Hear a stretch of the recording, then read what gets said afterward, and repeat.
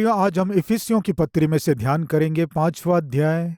दूसरे वचन से मैं 3 बातों को आपसे बांटना चाहता हूं। सबसे पहला है प्रेम में चलो, दूसरा ज्योति में चलो, और तीसरा सावधानी से चलो। प्रियो, पहला है प्रेम में चलो, दूसरा है ज्योति में चलो, तीसरा है सावधानी से चलो। 3 विषय। सबसे पहला प्रेम में चलो, इफिसियों की पत्री उसका 5वां अध्याय। दूसरे वचन से हम आज के दिन ध्यान करेंगे। आइए देखें। और प्रेम में चलो जैसे मसीह ने भी तुमसे प्रेम किया और हमारे लिए अपने आप को सुखदायक सुगंध के लिए परमेश्वर के आगे भेंट करके बलिदान करके सौंप दिया। प्रियो, ध्यान दीजिए, हम प्रेम में चल रहे हैं। कैसे कह सकते हैं? मित्रों, पति यदि अपनी पत्नी से प्रेम कर रहा है तो वो कैसे कह सकता है कि पत्नी से प्रेम कर रहा है? पत्नी यदि पति से प्रेम करती है तो कैसे कह सकती है? बच्चे यदि अपने पेरेंट्स से प्रेम कर रहे हैं तो ये कैसे कह सकते हैं? एक लड़का अपने मित्र के पास आकर, सुनो, चलो हम फिल्म देखने जाएंगे, कहा। उसने कहा, ये स्कूल का समय है ना, हमें स्कूल जाना है ना, स्कूल ना जाकर सिनेमा कैसे जाएंगे? बड़े अच्छे हो तुम, मेरे पिताजी को मालूम चलेगा तो छोड़ेंगे नहीं। क्यों मारेंगे? तुम फिल्म देखने गए हो, तुम्हारे पिता को मालूम चलेगा तो मारेंगे तुमको। तो एक काम करो, तुम भी मत बताना, मैं भी नहीं बताऊंगा, हम दोनों किसी को बताए बिना फिल्म देखने जाएंगे। स्कूल जा रहे हैं कहेंगे, वहां से हम सिनेमा देखने चले जाएंगे। क्या कहते हो? नहीं भाई, मैं नहीं आऊंगा। अरे भाई, तुम्हें डरने की आवश्यकता नहीं है। ये बात तुम्हारे पिता को ना मालूम चले, हम छिपा लेंगे। पता चलेगा तो मारेंगे, इस बात के लिए तुम्हें डरने की आवश्यकता नहीं है। इस तरह कहने से तब उस मित्र ने कहा, मेरे पिता को मालूम चलने से वो मुझे मारेंगे, ये डर नहीं है मुझे। तो फिर क्यों डर रहे हो? मेरे पिताजी को मालूम चलने से मुझे मारेंगे नहीं, तो फिर उनकी बात ना सुनकर मैं फिल्म देखने गया, इसलिए वे अपने आप में बहुत दुखी होंगे। मेरे पिता को दुख लगे ऐसा कोई भी काम मैं नहीं करूंगा, क्योंकि मैं अपने पिता से प्रेम करता हूं। प्रियो, आपको कुछ समझ में आया?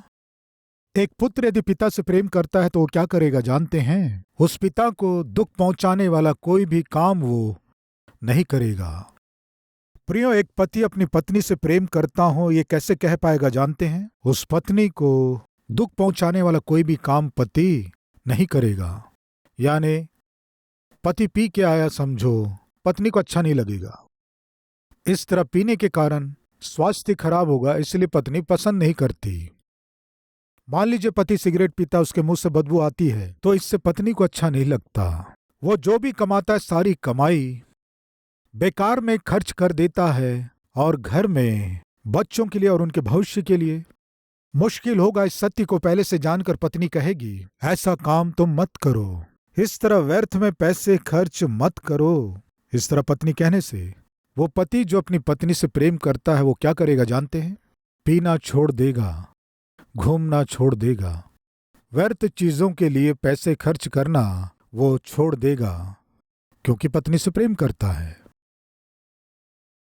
लेकिन प्रेम का नाटक करने वाले, पत्नी से प्रेम कर रहे हैं ऐसे नाटक करने वाले आज के दिनों में नहीं है कहेंगे।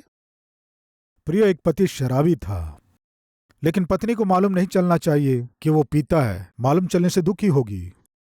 एक दिन नौकरी से छूटने के बाद अपने एक मित्र के साथ शराब पीने के लिए गया।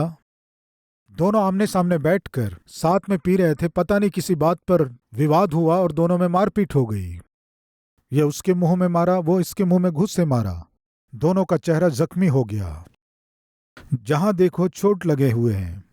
उस पति ने क्या किया जानते हैं? घर देरी से आकर उसके पास जो दूसरी चाबी थी उससे ताला खोलकर, पत्नी को मालूम ना चले, अपने बेडरूम में जाकर पूरे चेहरे में प्लास्टर चिपकाकर वो अपनी पत्नी से इस तरह बताऊंगा। सोचा कि रात को आते समय मैं गिर गया, चेहरे में चोट लग गई, घर आते समय फर्स्ट एड करवा लिया, ये कहूंगा सोचकर वो पहले से प्लान करके सो गया।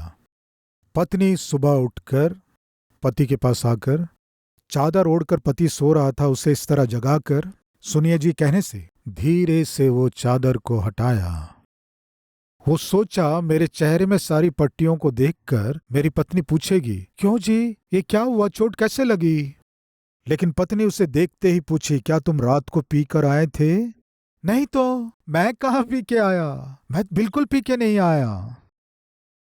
यदि पीकर नहीं आए थे तो जो प्लास्टर आपके चेहरे में लगाना था उसे बाथरूम के दर्पण में क्यों लगा दिए? इसने अपना चेहरा जब दर्पण में देखा तब यहां चोट, यहां चोट, यहां चोट, यहां चोट था। यह शराब के नशे में प्लास्टर अपने चेहरे में लगाने के बदले दर्पण में प्लास्टर चिपका दिया। शराब के नशे में शराबी क्या कुछ नहीं करता है प्रियो। प्रियो, पत्नी से प्रेम करने वाला पति उसकी खुशी के लिए क्या करेगा? परिवार को दुख पहुंचाने वाले, पत्नी को दुख पहुंचाने वाले आदतों को वो पति छोड़ देगा। एक पति को बैगन बिल्कुल पसंद नहीं था। बैगन खाने से शरीर में खुजली होती है, लेकिन उसकी पत्नी रोज बैगन बनाती है।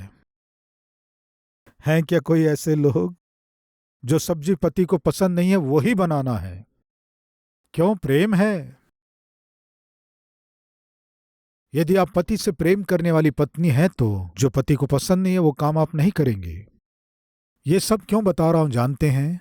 यदि हम परमेश्वर से प्रेम कर रहे हैं तो जो परमेश्वर को पसंद नहीं है उन कामों को हम नहीं करेंगे। परमेश्वर आपसे प्रेम किए हैं और उस प्रेम को क्रूस में दिखाए हैं, इसलिए उस प्रेम में अब तुम चलो। यदि तुम परमेश्वर से प्रेम करते हो तो उसी प्रेम में चलो। प्रिय, अभी आप में कितने लोग परमेश्वर से प्रेम करते हैं? हाथ दिखाएंगे। परमेश्वर से प्रेम करने वाले हाथ दिखाएंगे। तो फिर सुनिए, आप यदि परमेश्वर से प्रेम करते हैं तो आप कुछ सावधानियों को लेंगे।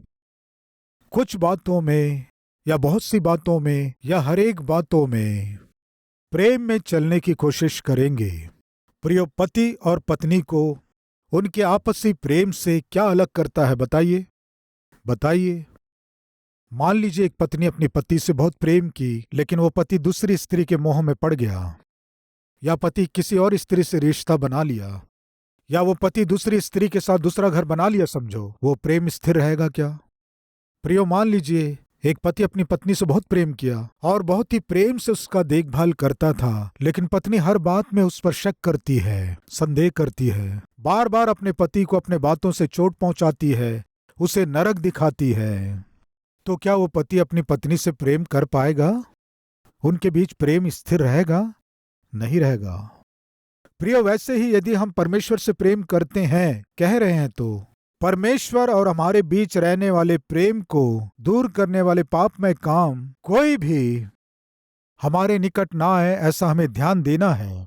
यही परमेश्वर से प्रेम करने वालों का मुख्य कर्तव्य है। यदि हम परमेश्वर से प्रेम कर रहे हैं तो उन्हें चोट पहुंचाने वाला कोई भी काम हम नहीं करेंगे। प्रियो, मित्र अपने मित्र से पूछा, स्कूल ना जाकर तुम सिनेमा देखने गए, तुम्हारे पिता को मालूम चलने से मारेंगे? उस मित्र ने कहा, मैं अपने पिता के मार से नहीं डर रहा हूं। फिर किस लिए डर रहे हो? मैं अपने पिता से बहुत प्रेम करता हूं। मैं अपने पिता की आज्ञा ना मानकर स्कूल जाना छोड़कर सिनेमा जाने से मेरे पिता दुखी होंगे, उनके प्रेम को बहुत चोट पहुंचेगा, इसलिए मैं अपने पिता के प्रेम को चोट पहुंचाना नहीं चाहता हूं। प्रियो, ये है प्रेम। इसलिए जो परमेश्वर से प्रेम करते हैं, आपके जीवन में, हमारे जीवन में, अभी जो लिस्ट हम पढ़ने जा रहे हैं उसमें से एक भी हम में रहने की अनुमति नहीं है। वो लिस्ट क्या है पढ़ेंगे, आइए। परमेश्वर से प्रेम कर रहे हैं क्या? तो प्रेम में चलिए। प्रेम में चलने वाले हमें क्या करना है? तीसरा वचन, जैसा पवित्र लोगों के योग्य है वैसा तुम में व्यभिचार, क्या लिखा है? तुम में व्यभिचार ना हो। प्रभु के दास बिली ग्रैहम 50 साल पहले ही उन्होंने क्या स्टेटमेंट दिया जानते हैं? ये पीढ़ी व्यभिचारी है। आज की पीढ़ी व्यभिचार से भरी हुई पीढ़ी है। यह व्यभिचार करने वाली पीढ़ी है।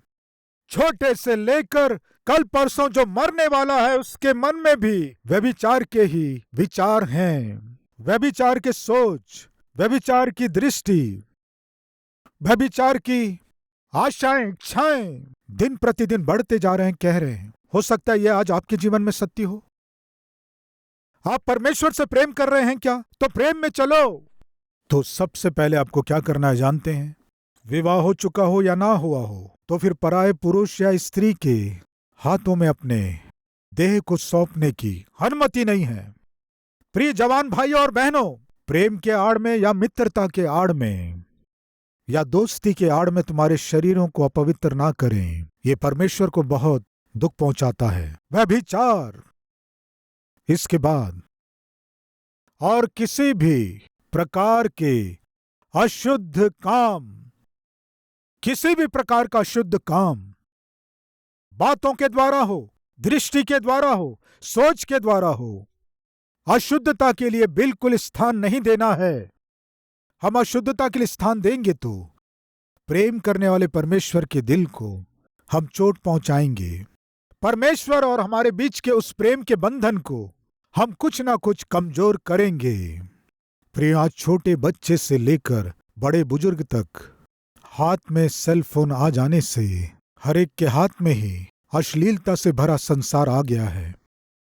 अपवित्र दृश्यों को देखते हैं, अश्लील फिल्मों को देखते हैं, अश्लील चित्रों को देखते हैं, जिसके फलस्वरूप लोग जो देखते हैं उसे ही सोचते हैं। जो सोचते हैं वही करने की कोशिश करते हैं, और जिन्हें करते हैं उन्हीं के आदी हो जाते हैं। जिनके आदी हो जाते हैं उन्हीं के गुलाम बन जाते हैं। जिनके गुलाम हो जाते हैं वही नरक की ओर घसीटकर उन्हें ले जाता है। यदि आप परमेश्वर से प्रेम करते हैं और उस प्रेम का स्वाद चख चुके हैं तो किसी भी प्रकार की अशुद्धता आप में, हम में, मुझ में किसी भी अशुद्धता के लिए स्थान रहने की अनुमति नहीं है। व्यभिचार या किसी भी प्रकार की अशुद्धता। और क्या लिखा है देखेंगे? लोभ की, यानी धन का लोभ, धन के लिए कुछ भी गलत काम करने की बुद्धि हम में रहने की अनुमति नहीं है। उसके बाद इनकी चर्चा तक ना हो जैसा पवित्र लोगों के योग्य है। व्यभिचार हो और किसी भी प्रकार के अशुद्ध काम या लोभ की चर्चा तक ना हो। उसके बाद चौथे वचन का आखिरी लाइन, वरन धन्यवाद ही सुना जाए। प्रिय, एक प्रश्न करने दीजिए। आप पूरे दिन में परमेश्वर को कितने बार धन्यवाद देते हैं? हेलो, आप परमेश्वर को धन्यवाद देते हैं क्या? कब देते हैं? ब्रेकफास्ट करते समय, प्रभु इस ब्रेकफास्ट के लिए धन्यवाद। भोजन करते समय, प्रभु इस भोजन के लिए आपका धन्यवाद। कुछ लोगों को तो भोजन करते समय भी धन्यवाद देना नहीं आता है। प्रियो, एक बार एक व्यक्ति प्लेट में चिकन देखकर भूख को वो रोक नहीं सका। जल्दी जल्दी चिकन के पीस और चावल को मिलाकर जैसे ही मुंह में रखा, तब उसे याद आया। क्या याद आया? प्रभु को धन्यवाद नहीं दिया। वो जल्दी जल्दी निवाला मुंह में रखते हुए बोला, प्रभु आपको धन्यवाद क्योंकि मुझे जल्दी है। क्या कह रहा है वो? प्रभु आपको धन्यवाद क्योंकि मुझे जल्दी है। मैं पूछता हूं, जब आप परमेश्वर के आशीषों का अनुभव करते हैं तो क्या परमेश्वर को आप धन्यवाद देते हैं? प्रियो, एक गांव का बुजुर्ग व्यक्ति शहर में आया, एक होटल में जाकर खाने का ऑर्डर दिया। भोजन का प्लेट लाकर उसके सामने रखे। उसके सामने एक लड़का बैठा था। ये दादा क्या करेंगे सोचकर उन्हें देख रहा था। ये दादा भोजन करने से पहले, प्रभु भोजन के लिए तेरा धन्यवाद, इस तरह प्रार्थना करने लगा। इस भोजन के बिना बहुत से लोग तड़प रहे हैं पिता। मुझे स्मरण करके आप पेट भर भोजन दे रहे हैं प्रभु। तेरा धन्यवाद, तेरी स्तुति करता हूँ। इस तरह प्रार्थना कर रहा था तो इस लड़के को थोड़ी मजाक सूझी। परमेश्वर को धन्यवाद देने के बाद, दादाजी क्या बात है, आपके गांव में सब ऐसे ही हैं क्या? ये मजाक है ना? आपके गांव में भोजन करने से पहले सब ऐसे ही करते हैं क्या? कहने से उस दादा ने कहा, हमारे गांव में सब करते हैं, लेकिन केवल सूअर ही धन्यवाद दिए बिना खा लेते हैं। कहने से उसी समय उसके पास एक प्लेट लाकर रखे, ये बिना धन्यवाद दिए खाने लग गया। तब उस दादा ने कहा, हमारे गांव में केवल सूअर ही खाते समय परमेश्वर को भी याद नहीं करते हैं। कहने सब दादा की ओर नहीं देख रहा, हो चुपचाप खाने लगा। किस लिए? अभी इनडायरेक्ट सूअर कौन है? प्रियो, इसका अर्थ यह है कि आप हो सकता बिना धन्यवाद दिए भोजन कर रहे हों। ठीक है प्रियो, हमें हर बात के लिए परमेश्वर की स्तुति करना है। शायद आपको पता है कि नहीं, मैं अपने जीवन में सीख रहा हूं। हर दिन कई बार मैं अपने प्रभु का धन्यवाद देता ही रहता हूं, थैंक्स कहता ही रहता हूं, थैंक्स कहता ही रहता हूं, थैंक्स कहता ही रहता हूं। जब मैं अपने आप को देखता हूं, परमेश्वर को धन्यवाद देता हूं, प्रभु तू मुझे अच्छा स्वास्थ्य दिया इसलिए तेरा धन्यवाद। यदि कोई गंजा व्यक्ति दिखाई दिया, समझो थैंक्स प्रभु, किस लिए? तू मुझे बाल दिया है इसलिए धन्यवाद। कोई संतान रहित मिलकर, ब्रदर हमारे लिए प्रार्थना कीजिए। इस तरह कहने से पूरे मन से धन्यवाद देता हूं, प्रभु तेरा धन्यवाद, मुझे संतान दिया। परमेश्वर को आप धन्यवाद देना है। धन्यवाद देने के लिए बहुत से कारण हमारे जीवन में हैं। बच्चों को मेरे पास लाकर, हमारे बच्चे को बोलना नहीं आ रहा है, कहने से थैंक्स कहता हूं, प्रभु मेरे बच्चों को तू जुबान दिया, धन्यवाद।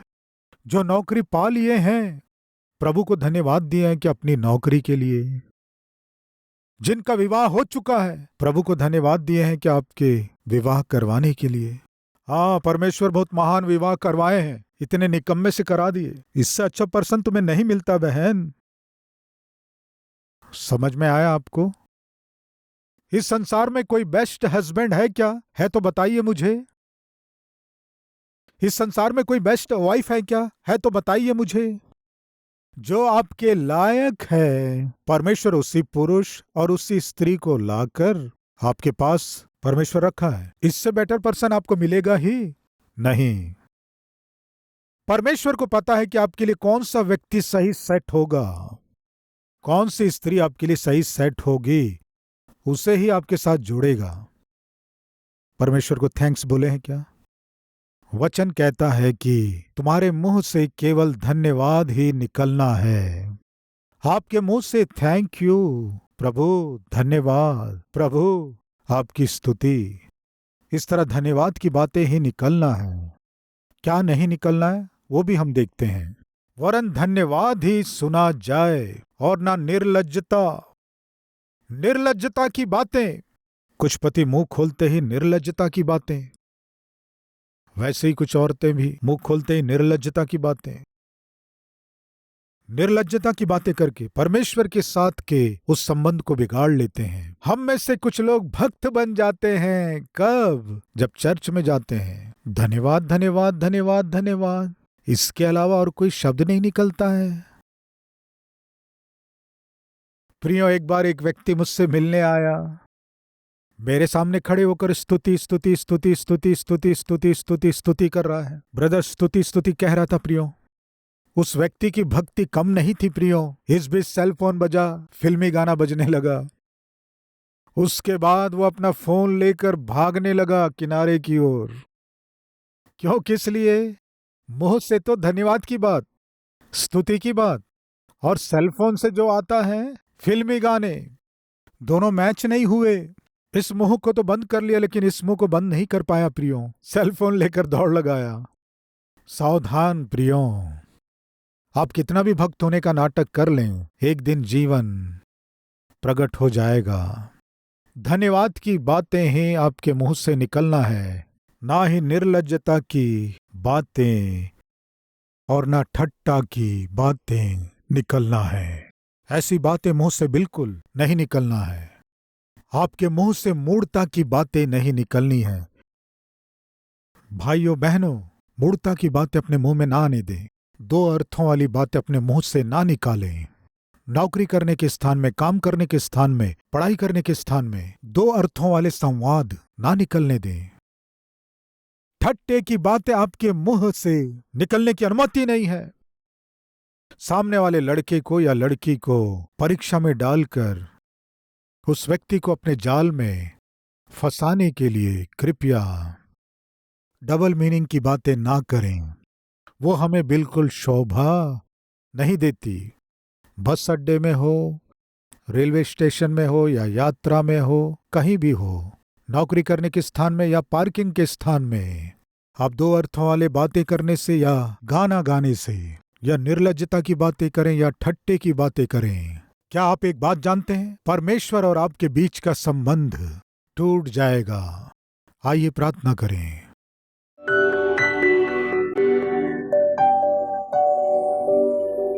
पवित्र परमेश्वर पिता, आप प्रेम के स्वरूप हैं। आप हमारे जीवन में आकर उसी प्रेम को हमारे जीवन में आप देखना चाहते हैं। उसी प्रेम को हम लोगों के साथ बांटें आप चाहते हैं। प्रेम के साथ हम चलें, आप ये हमारे जीवन से आशा कर रहे हैं।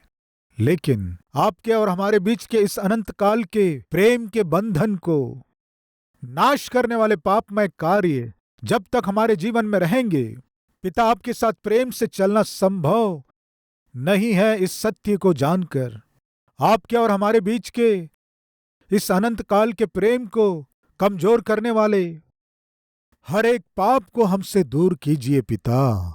हर एक अशुद्धता को हमारे जीवन से दूर कीजिए। हमारे बात करने के ढंग को बदलिए। हमारे मन को और हमारी मानसिकता को पूरी तरह से आपके अधीन कर लीजिए। सत्य बोलने वाले, धार्मिकता से जीने वाले, ज्योति के संतान हमें बनाकर अंधकार के काम और रहस्यमय जीवन हम में थोड़ा भी दिखाई ना दे, ऐसा अनुग्रह कीजिए। स्वर्ग के वारिस के रूप में इस धरती में हम जी सके सौभाग्य दीजिए। यीशु मसीह के नाम से मांगते हैं पिता, आमीन। इस डेली डिवोशन के द्वारा आप आशीष पाएं तो अपने मित्रों को शेयर कीजिए, लाइक कीजिए, कमेंट कीजिए। प्रभु आपको आशीष दें। शलोम।